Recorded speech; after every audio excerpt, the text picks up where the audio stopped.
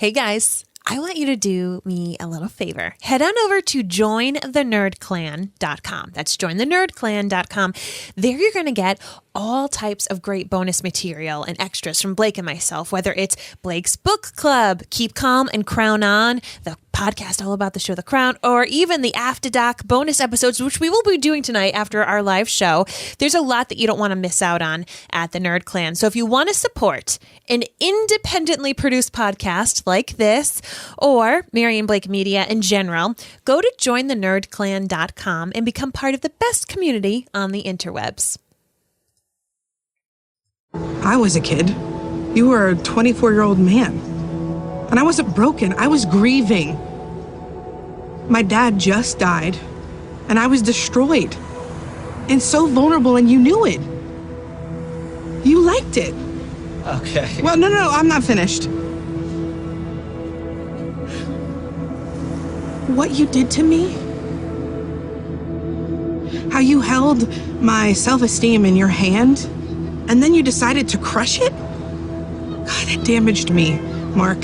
For years, I swallowed my dreams, my feelings, and a lot of food.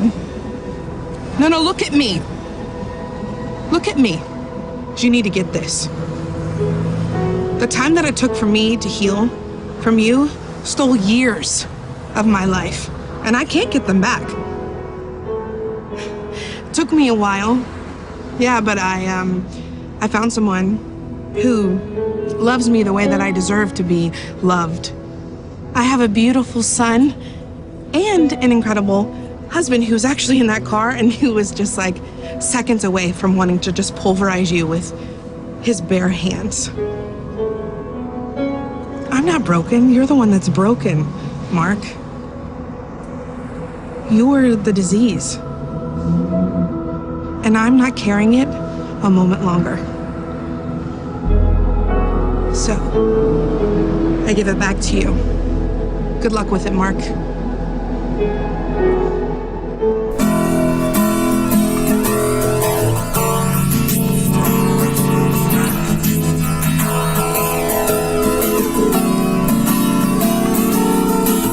From Providence, Rhode Island, welcome to This Is Us 2. It's a podcast dedicated to This Is Us on NBC. So sit back, relax, and let's all have a good cry.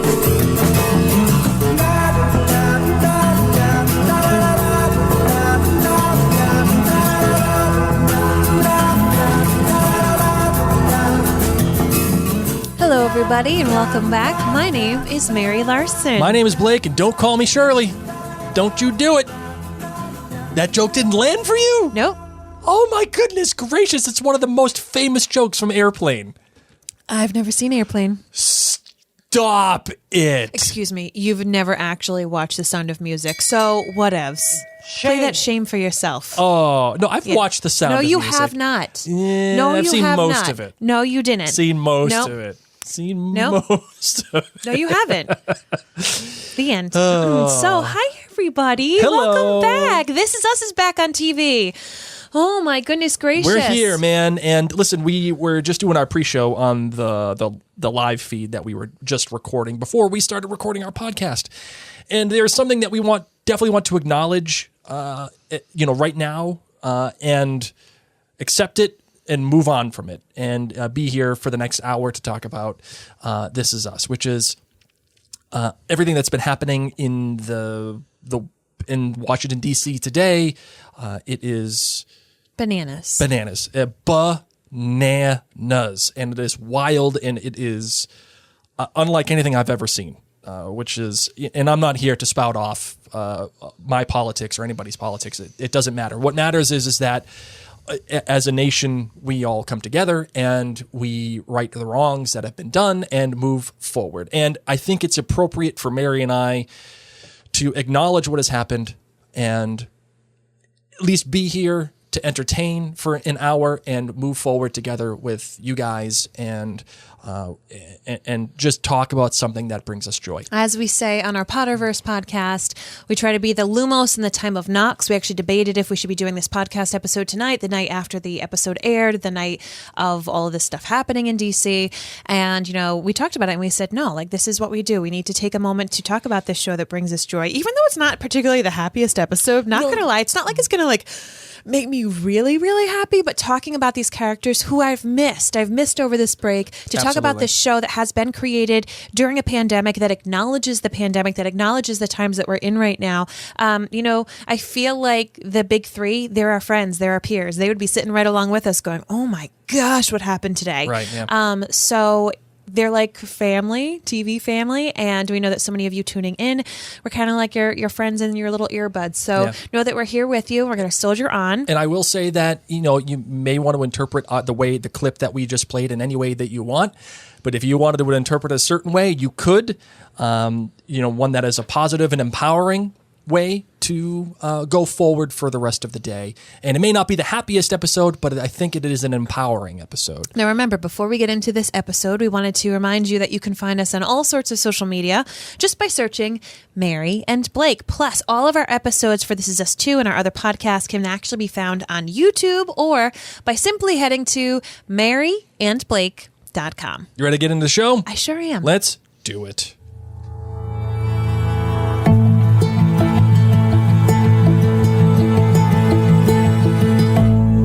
Okay, Blake, it's been a little while. Yes, it is. Break on the episode deets for us. Well, this title of the episode was A Long Road Home, which I think is in reference to all of our characters finding their way. I mean, hopefully nothing that I missed in Airplane, since I didn't see that movie. I can't believe you haven't seen How can you not believe Airplane. it? We've never talked about it. I think we actually need, because I just assumed that you had seen it. Just like I assumed you've watched The 10 Commandments and The Sound of Music. Yeah, no, I'm out on The 10 Commandments. You didn't even watch that. I'm out on it. I don't even care. I'm out on it. I'll watch The History of the World with you. No problem. Have you watched Hello, Dolly? No. Oh my God. No. Anyway. Singing in the Rain? Yeah, I watched it with you. Okay, good. Just recently, remember? I think you fell asleep. Yep. I did fall asleep for a little bit of it. It's okay. Anyway. So yeah, this is, I think, about our characters finding their way, going from one place and ending up in another. And it's the journey, I think it's the setup for the remainder of this season, this particular episode right here. It does a lot of heavy lifting, if you will. The director was Anne Fletcher. You should know that name because she has directed 4 episodes total of This Is Us, including Our Little Island Girl, Unhinged, Changes, and now, obviously, A Long Road Home. And the writer was KJ Steinberg. You should know this name, too, because he has written a fair amount of episodes of This Is Us, including The Best Washing Machine in the Whole World, What Now, Number 1, Number 2, Toby, The Graduates, So Long, Marianne, which is one of my personal favorites, and A Long Road Home, of course. So that is that. Marvin, your lemonade rating. My lemonade. For this episode. It's a 4.8. Okay. Yeah, it's a solid episode. Up there, not like the best or one of the best, but it's a solid episode. And I think a good return episode, after having our brief hiatus without This Is Us over the holidays. I think it's a solid episode. Yeah, sure. I'm the same way. I think, again, I'm in the 4 range where I have been for this whole season. Lots of contrasting elements here for our big 3, whether it is Kate and Mark, Kate and Toby versus old Kate and old Mark, and young Kate versus young Mark, whether it's Kevin and Sophie, Kevin and Madison, Kevin and Randall. There's a lot of contrasting elements here that are leading to what I think they're trying to frame as a story for the rest of this season. So that is that. You're good, you're bad, and you're great. Okay, you ready for this? Yes. My good is just simply I'm so happy this show is back. Yes. I know that may sound like small, but let's be real.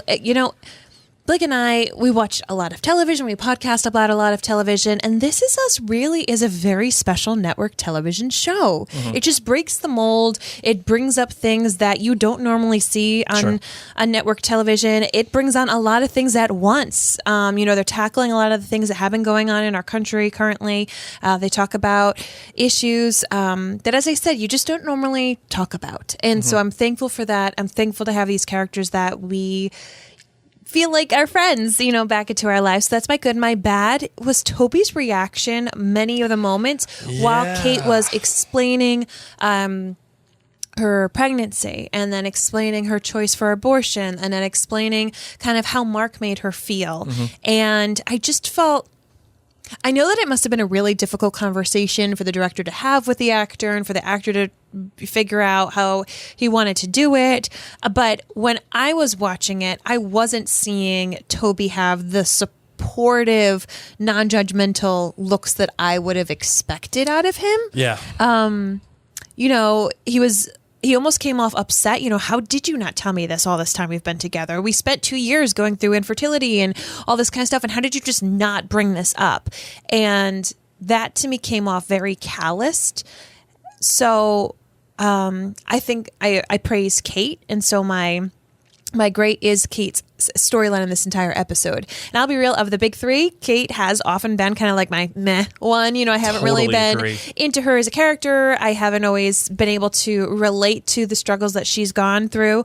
And I think that the way that she handled herself, for her to be able to speak up about the experience that she had with pregnancy and abortion and with Mark as a whole and how hard that was for her, how she was taken advantage of emotionally at such a young age while she was dealing with the grief of her dad and how long it plagued her. And then for her to have the courage to say, I'm going to go say something to him, like find this jabroni, say something to him. And even with Toby not having the most supportive husband reactions to all of this, she still had held true to her course. Yeah. So Kate, in general, is my great. How about you? What's your GBG? Yeah, Mary, I'll get into that in a little bit.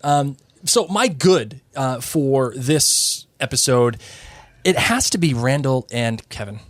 It is absolutely that final conversation between the two, just acknowledging what was said and knowing that it was wrong. Both of them are wrong. And that Randall's response to Kevin was incredible. When I was watching it, it was, as most of you know, we didn't do our stories today. Oh my gosh. We didn't do our story. We'll do that after the GBG. So out of practice. Oh no. Well, as most of you know, this is not the story, but as most of you know, I have a very strained relationship with my sister and with my father. In fact, I don't even have a relationship with them. And I was just hoping, like as I was watching this, I was like, man, I wish I could have this kind of conversation with them and just say, listen, we both were wrong, or we both led to this, the situation that's happening in our lives right now. And when Randall says, you know what, that was really nice, Kevin. And it is really nice to know. And I believe in my heart of hearts that he is being genuine. Like he genuinely believes that. He genuinely thinks that this is the right thing. And I just loved that whole bit of acting and the writing, and it was just spectacular. The bad, I'm kind of out on Madison right now. I'm kind of out on her. Oh my gosh. Yeah. Okay. What are you talking about? You're making the guy choose between his profession and a family. Like, what are we doing? Like, I understand that she doesn't want to be. She doesn't want to be out on this sticky situation versus being out on Madison. No, because I don't like her response. Okay, I don't like her response. I understand where she's coming. I understand where she's coming from. You think we're just going to be hopping along with you everywhere we go, like everywhere you go? No, we can't do that. I got to stay here. That makes sense to me. And Kevin just assuming that she would is wrong. But her ultimate response to Kevin was, you go to Vancouver and you take some time to think about it. Either you're going to be an actor or you're going to be a dad. Which one do you want? And that to me is not right. I mean, how do you think all these things are getting paid for? How do you think all these things are happening? And I find it unfortunate that answer was the one that she came to. There's no room for compromise whatsoever. Well, my hope is that Kevin kind of says some of that to her, like, listen, we both need to take some time to think. How does all this get paid for? You know, like, let's both take some time. But I don't think he wanted to say it right then and there. I mean, she's pregnant. She's emotional. She's got the twins. She's probably not sleeping that much. He's just going to let them both simmer for a little bit. What was your great? My great was Kate. I think this is the first time I've ever had a Kate that was great. I think this is it. Yeah, I think so too. Again, it was empowering to watch her say what she needed to say and give the disease back and say, nope, not anymore. Listen, do I think it's a little far-fetched that she did what she did? Yes. Really? Yeah, I mean, cyber stalking the guy in MySpace and asking Toby to go with her to confront him and do the whole thing. Like, I don't think I would be on board with that. However, you wouldn't be on board with it. Yeah. As we watched it, as Blake was like taking Toby's position, he was like, I wouldn't as Toby go with you. I would as Toby want you to be cyber stalking this guy. But yes, Kate needed to rid herself of Mark. Yes. And you are proud of her for sticking to her guns. Yeah, I'm proud of her for doing it. I think it was well written, and I love how she stopped, midway, at the midpoint of this episode. This is it. This is the emotional high point of this episode. Midway through this monologue, she says, "No, look at me." And she just takes it back. After all of those years, and she doesn't even need to bring up the abortion and all the other stuff that went along. Doesn't even need to, because it's not about that. It's about taking the power back and saying, no more. I'm done. And I was really, really big on that. So that is that, my love. Okay. You want to go to the big three feedback, or do you want to do the personal stories? Do you have a personal story? Because I'm not going to lie, I wasn't really prepped. Yes, I do have a personal story. Okay. Share away. So the story that I have is... There was one time... Uh-oh. Is this about me? Yes, it is. Shoot. There was one time that I had to... Actually, there's been a couple of times, but one time I really remember very specifically that I had to be in the same company as one of Mary's ex-boyfriends. Oh my God, I know. You've had to be in the company of a lot of... Three. One of them I walked down the aisle with. Yes.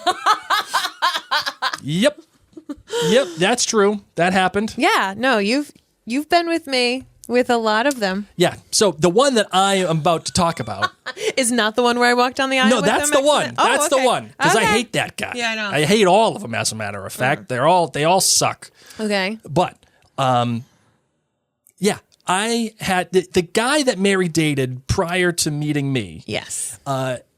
Is good friends with one of her friends, and we were at this wedding. And Mary was in the wedding party. I was a bridesmaid. And the people made these two walk down. No, they didn't. It was a mistake. Well, whatever. I was supposed to walk down with somebody else. Shouldn't have been that close. Someone got out of line because their kid was running amok. The ring bearer was their kid, so they accidentally stepped out of line right before we were supposed to walk back down the aisle at the end, at the conclusion. I don't know. Anyway, I thought that... So I walked down the aisle with my ex-boyfriend. All I wanted to do was just go to this kid and put my thumbs in his trachea and just push until he couldn't breathe anymore. And I had to sit across from him at the dinner table. Oh my God, and you had to sit next to his girlfriend while we walked down the aisle. Oh my God, I wanted to die. I wanted him to die. I wanted everybody, I just wanted the world to just stop for a minute, because that person just, goes right up. I get mad thinking about it. Okay. I get mad thinking about it. So I give Toby a lot of credit for just standing idly by and doing nothing. Because my favorite part was when we were walking down the aisle, he said, "Oh, by the way, congratulations on being engaged." Yeah. I said, impeccable timing. Yeah, way to go. All right, you ready for the big three feedback? Yes, Blake. Let's freaking kid. That kid sucks. And we said... That's three. Big three? Big three! All right, Marvin, you start it this time. All right, my darling. Kicking things off, we have Brittany. Brittany says, I would give any episode of This Is Us 5 lemonades after a long hiatus and all of Randall's office dancing in their muscle shirts. So proud of Kate for making Mark listen to her and for finally getting a storyline I feel like I can care about. Yes, Brittany. I gotta say, this episode did not take place near Christmas break because there is no way that Randall's office could have bought that many muscle shirts off of Amazon and had them delivered the next day. You know, they wouldn't be getting them to like Valentine's Day at this point. Right. When I saw all those muscle shirts with appropriate skin tones. Yes, right? I was like, where do you find these in 24 hours? That's a great specific, unless they have a cache of muscle suits just waiting around. That's very specific. Yeah, like is there a party city next door with like leftover Halloween costumes? I don't know, but I'm down for it. So yes, Brittany, yes. Oh man, that is funny. All right, the next one comes from Mendy. She says, I think I'm going to give it 4 lemonades. Something still doesn't feel right about Kate. There's no way all that with Mark can be wrapped up so tightly with one conversation or confrontation with him. No way. Waiting for the next shoe to drop.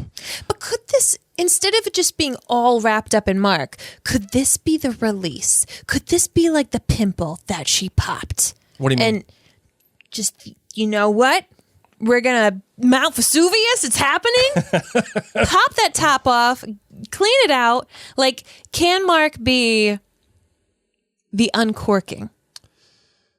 That yes, there's a lot of, here, I'll do a nicer thing instead of a pimple. Can this be a champagne bottle, okay? Sure. That's been shaken and upset and grief and issues with weight and issues with her mom and issues with her career and issues with infertility and all this stuff. Can this all be bottled up? But the first thing that she can point to, aside from the grief of losing her father, or the thing that she feels like can pop the cork, can start to release the pressure, is like giving this disease back to Mark, is getting herself rid of it. And then can she begin to heal on multiple levels? Yeah, I think that's a fair assessment, Mary. And it's something I definitely want to get into. Because it's not just always one thing. I mean, any of us who've been to therapy, you know, you go there and you're like, I've got this issue with X. And they're like, really, honey? Because there's a whole alphabet before X. We'll get to all that soon. Yeah, we can right. tackle X.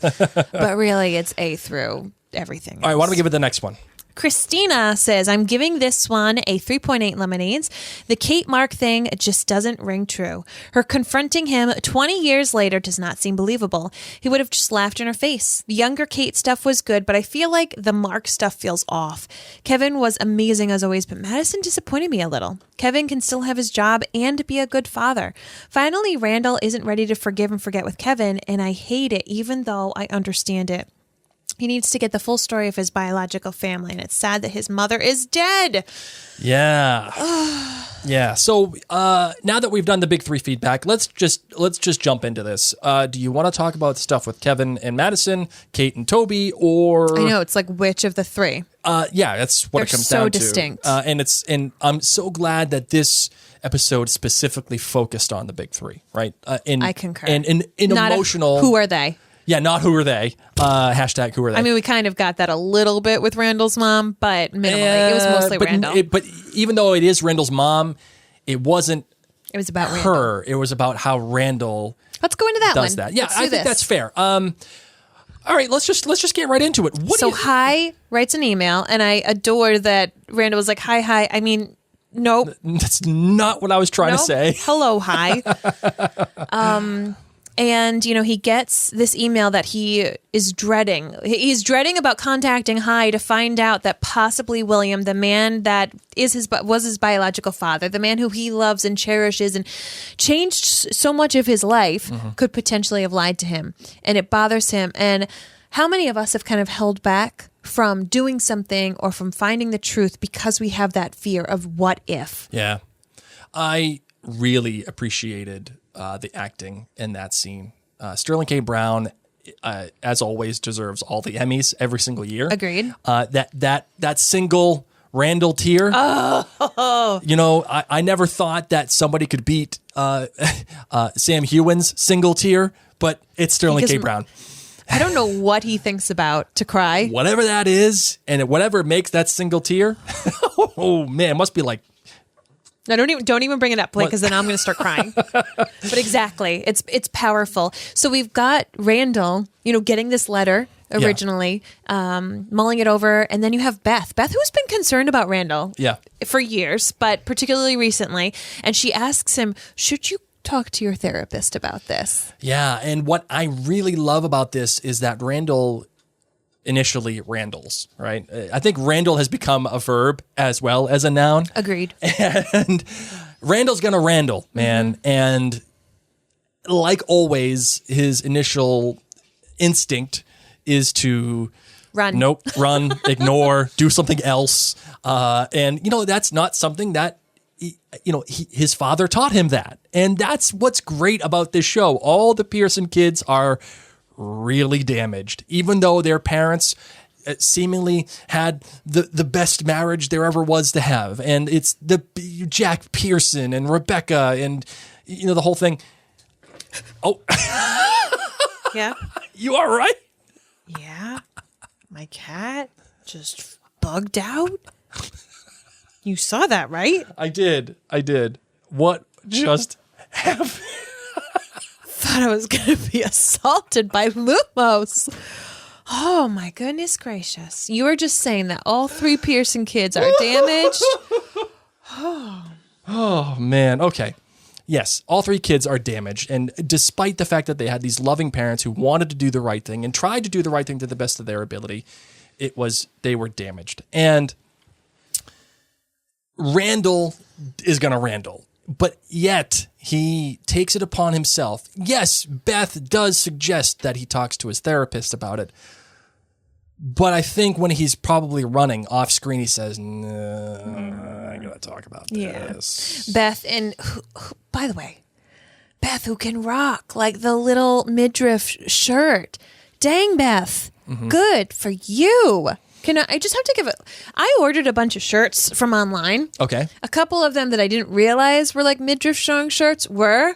And I was like, I'm not 12. She still got it. Beth has got it. Rachel here on Facebook says, "I love Randall, and I see a lot of Randall hate in the comments section of the This Is Us Facebook page. It's uncalled for." Oh my gosh, I love Randall too. I think I am Randall. And Rachel, I would love aside from being a black man. She's joining us on Facebook here live. So Rachel, in the comments, I would love to have an example of some of the Randall hate that's going on, just because I'm curious to know what that is, because I think Randall handled everything the best that he could, the best way that he could. He's like, okay, in for a pound, in for a penny, in for a pound, man. We're let's get crazy. He needs to digest things at his own time. I think that's what's difficult, is that Kevin was ready to apologize. Kevin was ready to come to Randall and start to rebuild their relationship. And what I thought was interesting about this, as much as maybe we didn't like Randall's response, as much as we felt bad for Kevin, is that it takes 2 to tango. And people need to realize that even in your own real life, you may be ready to move on. You may be ready to get over a disagreement. I mean, Blake and I have this conversation a lot. Like, yeah, we can be on the same page that like both of us did wrong, and but there's still some aftershocks, and there's still some other things that I may need to work on, or he needs to work on. And what was crazy is just like some part of this conversation between Kevin and Randall, or was it Beth walking in? At some point, that's when Randall said, "I have to go make a phone call." Yeah. Yeah. When he sees the picture of his mother, Beth walks in and he says, "Nah, I gotta make this phone call now." And I mean, if someone said, a lot of people say that Rachel here is saying, a lot of people say that they think the show has become all about him and only his story and thoughts and feelings. Do you think it's the Randall show? I don't think so either. I mean, I think this episode is a perfect example of. I think he has the most complex story on multi-levels. The biological parents and the lying, and then also here in 2020 with all the race issues. Sure. I think that he has the most complex story. Talk about a rookie mistake. Look at you. Yep, okay. So I think that there is a lot that goes on with him, whereas we haven't necessarily seen as much complexity through Kevin or through Kate, but we're starting to. And this is just more of those layers. I would say that we've seen a lot more complexity from Kevin in the past. Kate, I think, is the one that has been reduced to simple things for the most part, like I'm overweight or my dad died, so I'm upset. The funny thing Which isn't even like a simple thing. No, it's not, because my mom died, and it's hard, and it sucks. Yes. It's something that you think about every day. And my argument to whoever is making the argument that, or my retort to whoever is making the argument that this is the Randall show, I think that this episode is a perfect example, a shining example of how each of these characters are suffering, and each of these characters are finding their way. And it circles back to the title of this episode, A Long Road Home, right? Mm-hmm. Each of these characters are finding their way to become the best version of themselves. Whether it is Randall doing therapy and learning about his mother, or it is Kevin having kids and becoming a version of himself that his dad would be proud of, that at least the way that he would think. Kate having children and engaging with Toby and letting go of all the stuff that has happened with Mark in previous years.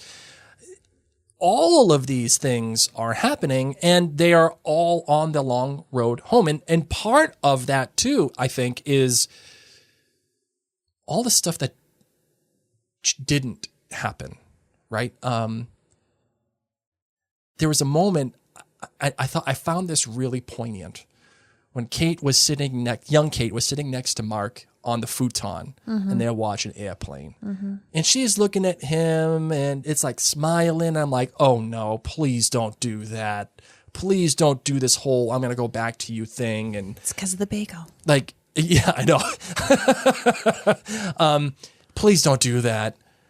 And then she looks and she sees in her memory her dad and her mom, and she walks away. Yeah, it's like she knows what love really can be. And it's at this point I realized, this is already almost or as much about the roads that they did not take. Kevin did not go down the road with Sophie that he probably should have. Randall never knew his mother and went down a road and did things to find her, but never went down that road fully, right? He did things, but never went down it until he was 36 and tried to find his dad.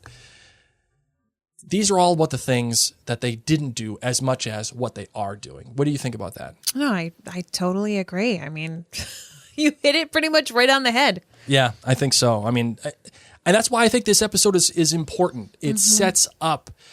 I mean, let's look at where we are. Episode 5. With all these weird breaks. Yeah, with all the weird breaks. And of course, by the way, I would say that, it's not their fault. I mean, they're probably going to go on another break in a few episodes, by the way, because they're going to have to start shooting all the other episodes that will be later on, episodes probably 10 through 18, right? They're going to have to do that. Because it's weird. It's like they have to always keep in mind, yes, we right here now in 2020, 2021, we know the pandemic's going on. And yet, their hope is that in the future, when you get to binge watch this, as a replay or when new people come to This Is Us, that they won't necessarily be thinking, this was paused. Like there's obviously this great disruption in the plot and everything because they had to stop for COVID. They have obviously wove COVID in. You'll see with the masks or like Kate just holding, it's not a big part of the storyline. So because of that, you do need to make sure that you've got this continuity, even if it is disjointed for us watching it live. Yeah. So let's consider where we are, right? In terms of the balance of these characters in the story. We're in episode 5 of what I presume will be an 18-episode season, like it has been in years past. So with that in mind, we're just coming next episode to the end of the first act. Yeah. The first act. Third, yeah. The first third, right? If you presume 3 acts, next episode will be the end of the first act, which makes sense because we've introduced this mystery of Randall's mother. We have all of our characters getting back. We've let go of certain things for Kate. Kevin and Madison are finding out what they're going to be doing, and we've gotten through the pregnancy. Next episode presumably will be about Randall's mother, and that will close out that bit, and we'll move on to the rest. So again, I find this to be well balanced, and I find it appropriate and a good jumping off point for the natural closeout of this first act, which is Randall's mother. Yeah. Speaking of that, I just have to say, when Hi was saying, I think William told you the truth to what he thought it was. Mm-hmm. You know, I started to tear up a little bit. Oh my God. Right? Because we were right there with Randall tearing up. Right. I was just like, wow, that's exactly what he needs to hear. Yes. And it's exactly what I needed to hear. Yes. And it's just, you see the look of relief on Beth's face and on Randall's face, and Randall was assuming the worst. He lied to me. Why would he do that? And to hear that he didn't lie, that he gave him the answer that he thought was the truth at that time. Right. Just excellent. So, but you know what? Let's get into the Kevin of it all. Okay. You know, I think the natural jumping off point would be the conversation held between Kevin and Randall. What did you think about that?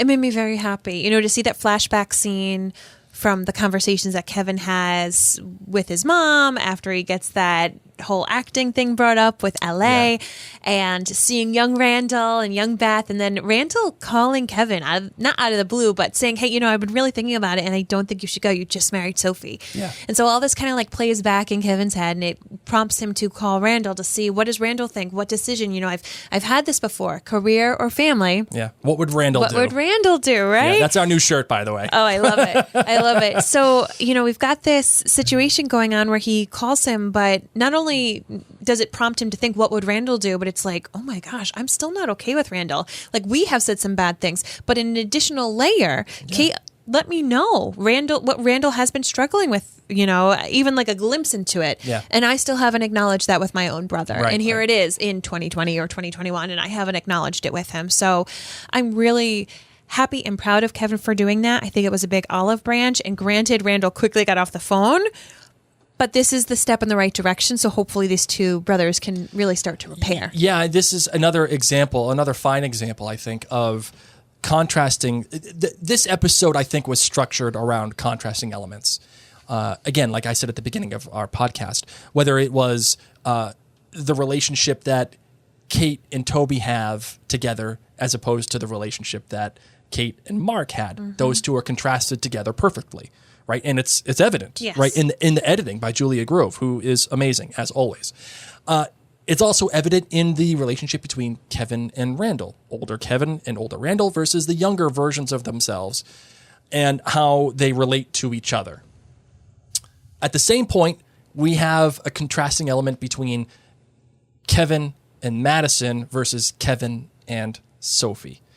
Kevin and Sophie, Kevin chooses to go with his career and move forward. Yes. Now he has the opportunity to go.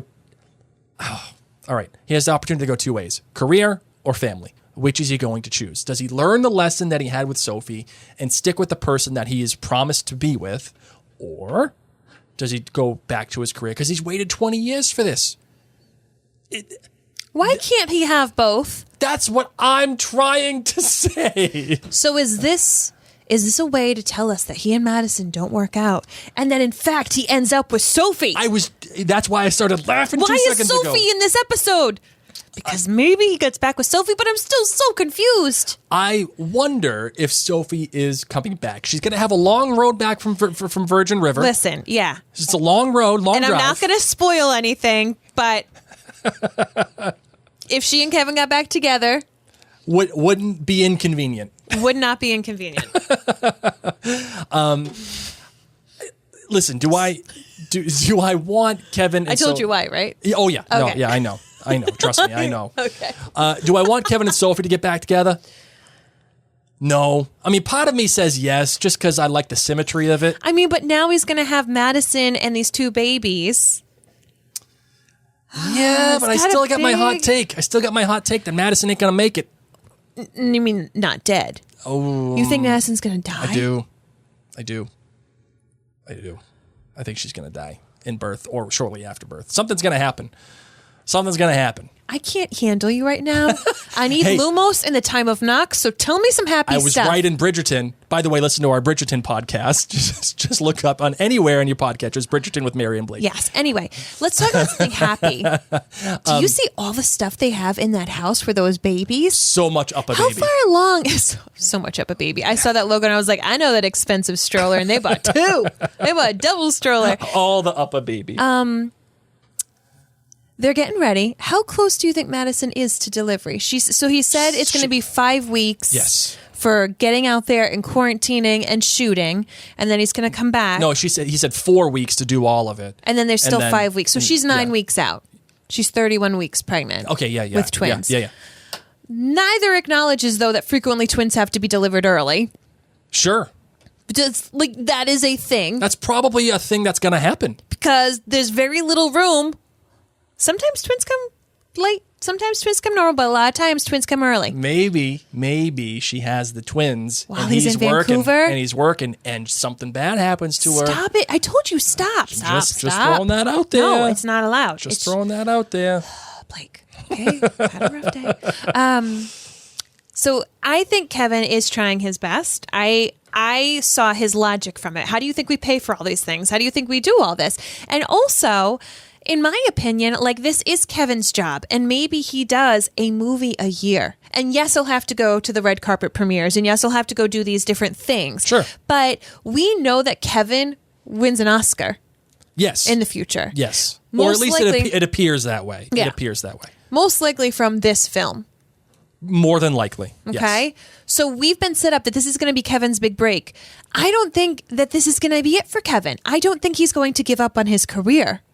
I don't think so either. And I mean, how else is he going to afford that massive house next to the cabin? Seriously. Right? Like it's got to come somehow. I mean, you can only get so many royalties for a blockbuster. and how are you going to stay that good looking when you're in that advanced age the way that he You're is? not eating 2 blueberry pancakes every day, I tell you what. Man, Silver Fox he is. Anyway, yeah. You know it's the same person, No, right? I know, but it's just think about it. I'm sure they did some aging to him. They put baby powder in his hair and drew on a couple lines.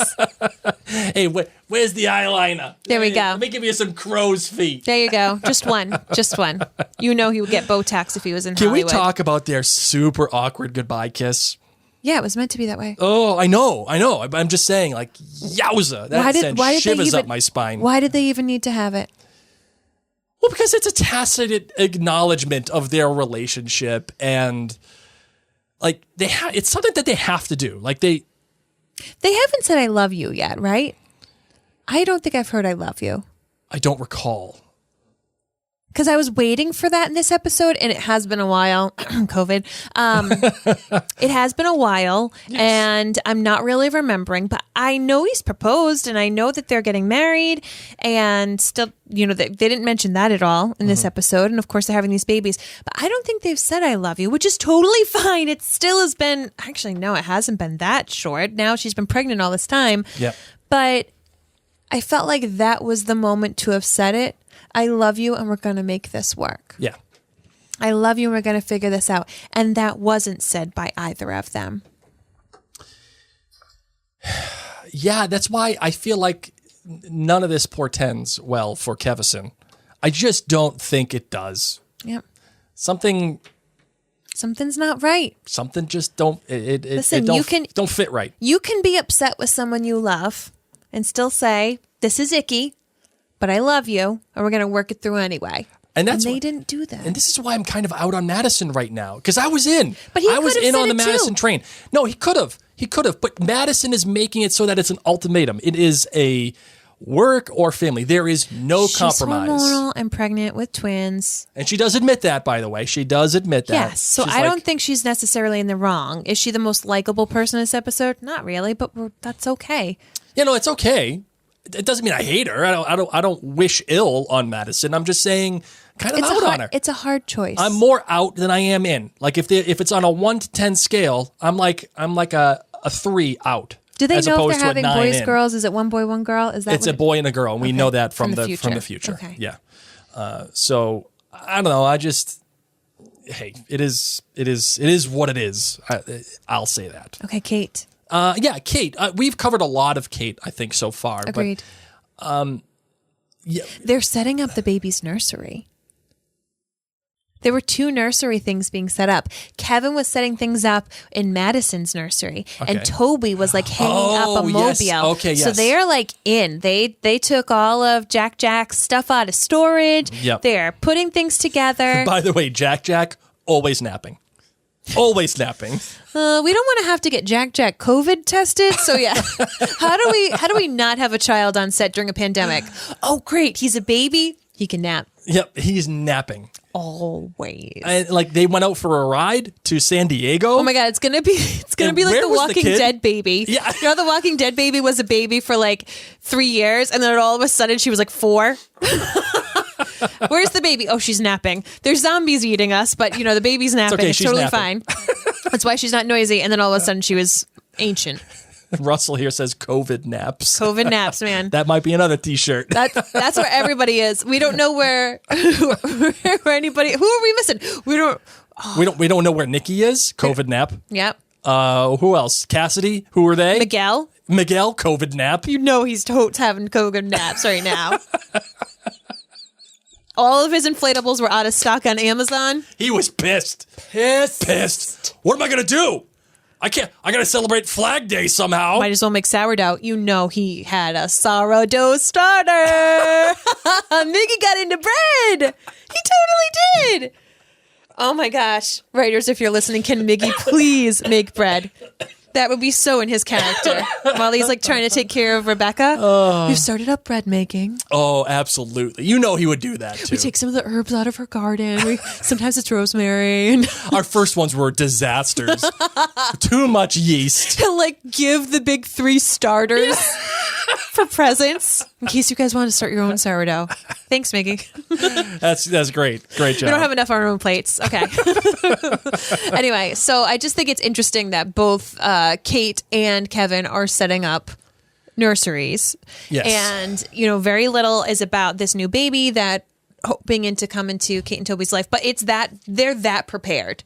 Yes. And I see that baby being a little bit sooner than Madison's babies. What do you mean? Well, last time we saw the pregnant mom, she was pretty far along. Yes. Okay. Yeah, I got you. And Madison was like somewhat far along. Yeah, but I'm just trying to tell by their fictional bumps when they're due. So. Oh, by the way, did you see that Dan Fogelman copped to the mistake between the pregnancy test and ovulation test? No way. Yeah, they were like, yeah, it was a mistake. We messed that up. How? I don't know. I know how. How? Because it was like Jimmy. Yeah, it was Jimmy, go get it was that. a male. It was a male. And the guy, poor Jimmy, he's probably sitting there at CVS going. And who directed that episode? Like COVID, and I don't it a remember. male? I don't remember. I can't remember. I feel like everyone who looked at that footage was like, poor Jimmy's like it's a 19. box. He's like, it's got a line on it. Yeah, it's in that. fine. It was in the aisle. I don't know. I didn't know there was a thing. I didn't even know there was things called ovulation tests until you were taking one. oh my God. I That was didn't the know. worst. That was the worst. I took ovulation tests for months. And then I found out I was pregnant all the time. I took a pregnancy test when it was way too early, like week 3. And my doctor was like, okay, well, you haven't been pregnant all this time. Start taking ovulation tests. So I had like 2 or 3 months worth. Yeah. And then finally I ran out of the next box and I was like, well, I might as well do a pregnancy test. And I was pregnant and I freaked out. I was like, how long have I been pregnant? That was the worst. Oh, that was the worst. But yeah, I see poor little Jimmy. You know, he's like, oh crap, we forgot the pregnancy. What, Jimmy, get over there. Go get it. And he's running down. Go to CVS. And he was embarrassed because he had to go in the female aisle, and there was like next to the adult diapers. Yeah, he doesn't want to and go then in there. like the diva cups, and he was Yeah. just like, "What am I doing here? Oh my God! Okay, yes, Yeah, box. there it is. Okay, and box and stick." And you know all the actors are just waiting for poor Jimmy to come. And on, like, Jimmy. you know, and he's like the PA. He's doing the best that he can. Yeah. And and then you're like, and then they give it to actress Kate, who's young enough that probably would not be taking an ovulation test. Okay, a young actress Kate, hold this box. She's like, whatever, this is the last shot I have to do. Yeah. It's just my hands. Might even been a hand model. I don't even know. and she's, they're sanitizing it because of the COVID of it all. And she's just like, here, right there, Yeah, the end. That's exactly so Dan Folkelman said it was an accident. It was not meant to be an ovulation test. Glad to hear that. Yep, that's what it is. So anything else about Kate and Toby that you want to say about this? Anything else that jumps out at you as we're discussing it? I mean, because I just think Kate has done a lot for herself. Yes. And this is another huge step forward. I didn't know what the purpose of speaking to Mark was going to be. I was nervous she was going to go and be like, I was pregnant. I had an abortion. I never told you. And there was none of that. And I loved her speech. I loved how she handled it. Man, Mark's going to feel real bad when he goes back into work, right? I know. But I don't know. I didn't see how it was going to play out. And Mark is just the worst. He is. He's the worst. And I'm not going to lie, guys. I was dreading this episode because I knew Mark was going to be mentioned. And I watched Dash and Lily. Oh, God. Over the holiday break. So good. So good. Just a little fun fluff thing on Netflix. But the actor who portrays Mark was the love interest who is quite endearing inside it's like a short teleseries, like 6 episodes or whatever on Netflix. It's Christmas. It's cute. It's fun. But I was like, at first, I couldn't get into it because it was Mark. He doesn't have the stash. He doesn't have any of that stuff. And then I found him endearing. And then I see Mark again. And I'm like, just because you have bagels doesn't mean you're Dash. This poor kid. This poor kid. Why is he a poor kid? He's going to be ruined. No, Dash and Lily saved him. Trust me. As long as he doesn't grow facial hair for any more roles, he will be okay. Just cut his hair a little bit. Yep, he'll be fine. Yeah, Rachel here says she can't stand Mark. The actor was garbage on The Walking Dead, too. Oh my God, he was on The Walking Dead? Yeah, he was garbage. Okay. He was awful. So that's how I feel about the big three. I loved the flashbacks to the younger versions of Jack and Rebecca canoodling and watching Airplane, which I guess I have to watch this weekend. Yes. And then also to the reference about how Kevin was trying to hook up Rebecca with his acting coach. Yeah. All these little things that This Is Us gets to do. You do that with family. You reference things from your past, and it's just been really fun to kind of savor and play along with again. It goes to show you, too, again, the confidence in their own storytelling. Like the fact that Rebecca, in a voice message on the telephone. On the telephone. Thank you so much. No, I'm trying to the answering machine. That's what I was trying to think of. It's been so long since I used an answering machine. I forget what it was called. The fact that Rebecca can just reference this on an answering machine like a whole season later, it shows you the real confidence in their story. I agree. And their storytelling ability. So all right. Awesome. So are you ready for in or out? Yes, I do. Let's do it. What's it gonna be, McFly? Are you in or out? All right, so the first one I had for you, Marvin, was Airplane. Were you in or out on Airplane? I don't even know who's in it. I don't know what it's about. Oh, man, we're going to have to watch Airplane. Okay. We're going to do it. In our free time? In our free time. Somehow, some way, we're going to watch Airplane. All right, next, in or out on Sally Jesse Raphael? I kind of feel in, but I didn't really watch her that much. Oh, God, that reminds me of my mom sitting in the family room while she's ripping butts, watching Sally. Yeah, I didn't really get to watch TV growing up. In or out on record stores? In on record stores.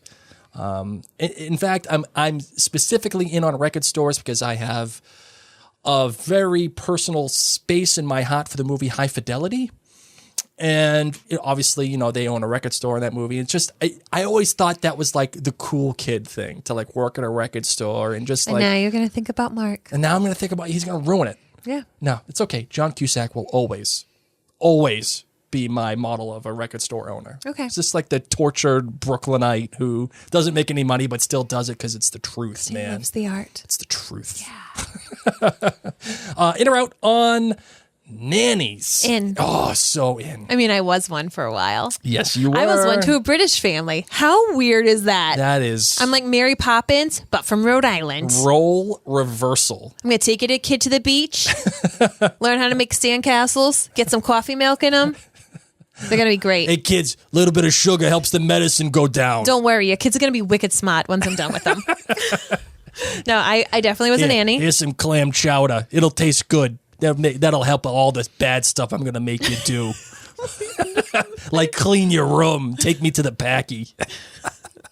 Anyway, so I was a nanny for a little while, and then we had a nanny. We had a nanny share where we're too poor to afford a nanny ourselves. Yes. But a couple of our neighbors had kids who were the same age as our son, and so we shared the nanny. Yeah, it was a good deal, actually. So great Yeah. and socially great for our kids. So all about the nanny life. All right, in or out on Justin Timberlake being a better actor than musician? Out. Really? Wait, better actor? Yes, than musician. Out. I think I'm kind of in. What he did in the Social Network was incredible. You know how I feel about John Mayer? Yes. And how what people hear on the radio is the surface of what this musician can be? Yes. That is Justin Timberlake. Pretty much, you know nothing, Jon Snow. Okay, fine, fair enough. You know nothing, Jon Snow. Okay, I'll take it. He's a fine actor, I agree. Yeah, he's good. He's really good. I'm in on him as being an actor. But I think he's as good as his wife. He's better than his wife. Okay, but he's an excellent musician. He is. And you know what? Over time, I've come to really respect Justin Timberlake a lot. Overall, I always kind of, dismissed him as the NSYNC kid, and he just got famous because he was good looking. It's not the case. He's really talented. He's exceptional. He's got his hand on the button, man. He knows what he's doing. No, and he's a great actor. Yep. But I'm just saying he's a greater musician. I just want to be Justin Timberlake. Is that too much to ask? I would not want to be with you. That's true. Good point. In or out on MySpace? I was so in on MySpace. MySpace was great. I was so in on it. Oh, the top 8? Oh, God. You want to mess with somebody's brain? You take them out of the top 8. Oh, you could just, as a musician, it was just such a perfect social media outlet. You could upload videos and music, and you could put up your concerts. I mean, it's pretty much like what Facebook has evolved to, but it was cool. Yep. It was cool. It was cool. And when you went on the MySpace page, you could have music playing. Yep. As your intro and the Yep. whole thing. Oh, yeah. I was in on MySpace until I saw Facebook, and that was better. Oh. And that was better. In or out on cyber stalking? And I'm out. I know you are. I'm out. I watched that Netflix documentary, Don't F with Cats.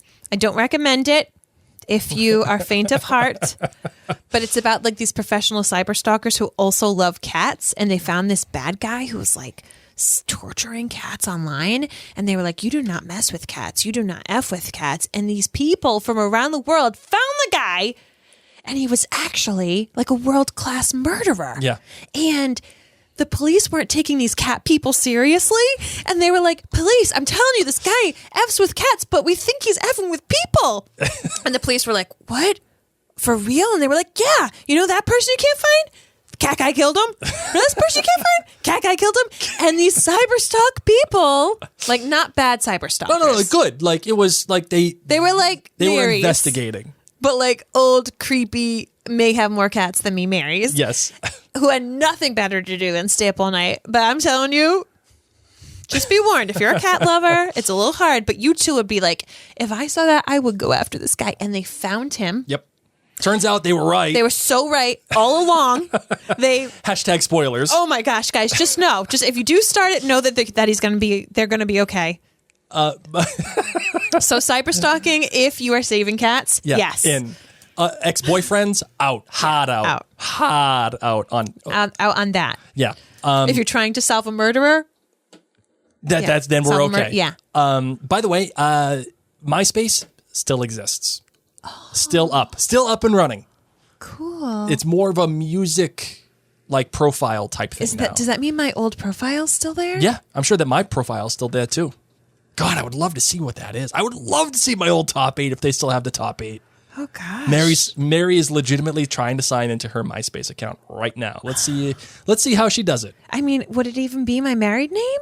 No, it couldn't be your married name. I don't know. When did you last use MySpace? I think the last time I used MySpace was 2005.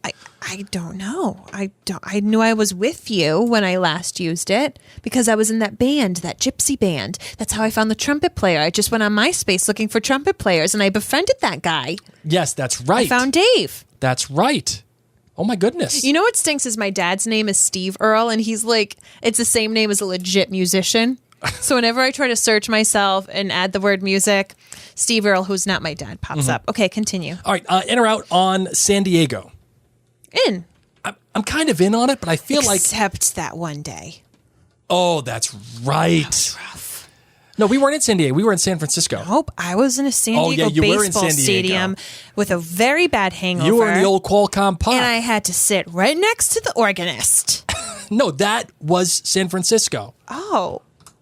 Remember, we were all hungover after the wedding? San Diego has the good burritos. San Diego was the place where you tried out for American Idol. American Idol. That's yeah. And you were at Qualcomm Stadium. Yeah. That's where you were. And you That was a hated it. long day, too. Yeah. That was a long day. That stadium's no longer there, by the way. Oh, okay. Yes, so I'm down with San Diego. I just feel like it's a myth, San Diego. No, it's not. And I feel like it's it is. Perfect weather. I've never been there, and that's the reason why I think it's a myth. It's like it's perfect all the time. No matter what you do, it's just perfect. My space looks like really weird, by the way. You are there. No, I'm not. I see Mary. It says Mary C. Earl. That's not Oh, that's me. not you. Okay. All right. Last one. In or out on Pleasantville, the movie. In. I'm in on that, I mean, too. my boyfriend's in it. Oh, he is in that movie. And he was featured in this episode, too. Tobey Maguire. When Kate was watching the movie, when Rebecca walks in, it was Tobey Maguire, and he was in color. Oh, Yeah. okay. Yeah. I'm down. Mm-hmm. All right. So, you ready for some hot takes? Yes. All right. Let's get her done.